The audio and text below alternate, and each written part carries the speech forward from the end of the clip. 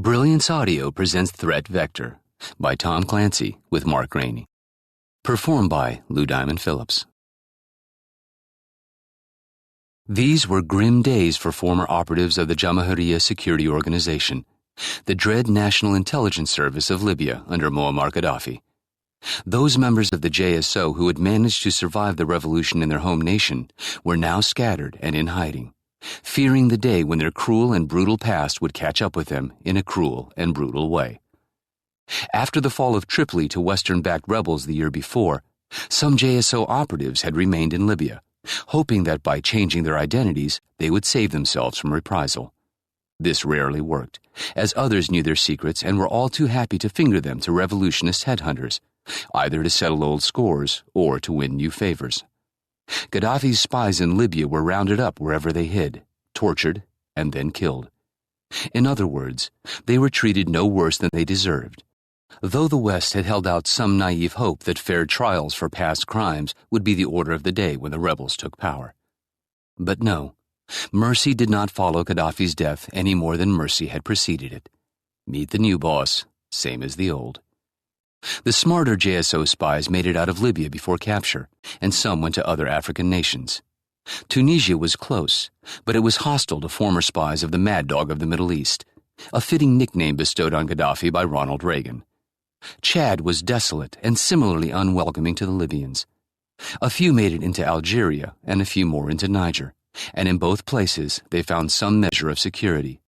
But as guests of these dirt-poor regimes, their future prospects were severely limited.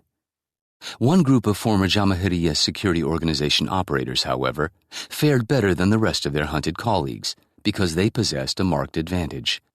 For years, this small cell of spies had been working not just in the interests of the Gaddafi regime, but also for their own personal enrichment.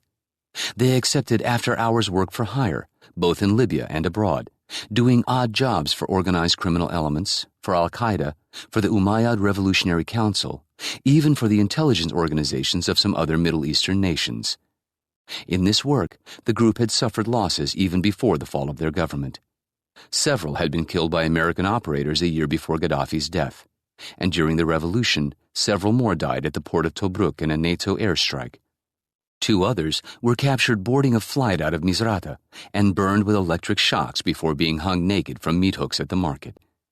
But the cell's 7 surviving members did make it out of the country, and even though their years of extracurricular assignments had failed to make them rich men, when it came time to jump like rats from the ship called the Great Socialist People's Libyan Arab Jamahiriya, their international connections helped keep them safe from the rebels back home. The 7 made their way to Istanbul, Turkey, where they were sponsored by elements in the local underworld who owed them a favor. Soon, 2 of their number left the cell and went into honest work. One became a jewelry store security guard, and the other found a job in a local plastics factory. The other 5 remained in the spy game, and they farmed themselves out as a highly experienced unit of intelligence professionals. They also attempted to focus on both their personal security and their operational security, knowing that only by maintaining strict PERSEC and OPSEC could they be safe from the threat of reprisals from agents of the new government of Libya, just across the Mediterranean Sea. This attention to security kept them safe for a few months, but complacency returned. One of their number grew overconfident, and he did not do as he was told.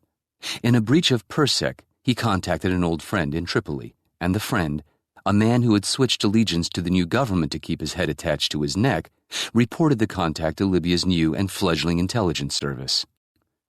Though Tripoli's new crop of spies was excited by the news that a collection of their old enemies had been tracked to Istanbul, they were in no position to act on the intel. Infiltrating a team into a foreign capital with a kill-capture objective was no move for a rookie agency, just finding its way around its new building. But another entity intercepted the information, and it had both the means and the motive to act. Soon the Istanbul cell members of former JSO operatives became targets. Not targets of the Libyan revolutionaries looking to eradicate the last vestiges of the Gaddafi regime. Not targets of a Western intelligence agency looking to settle scores with members of a former enemy spy shop. No, the 5 Libyans became targets of an off-the-books assassination team from the United States of America. More than a year earlier, A member of the JSO cell had shot and killed a man named Brian Caruso, the brother of one of the Americans and a friend of the rest.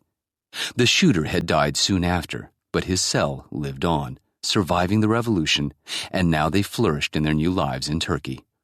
But Brian's brother and Brian's friends did not forget, nor did they forgive.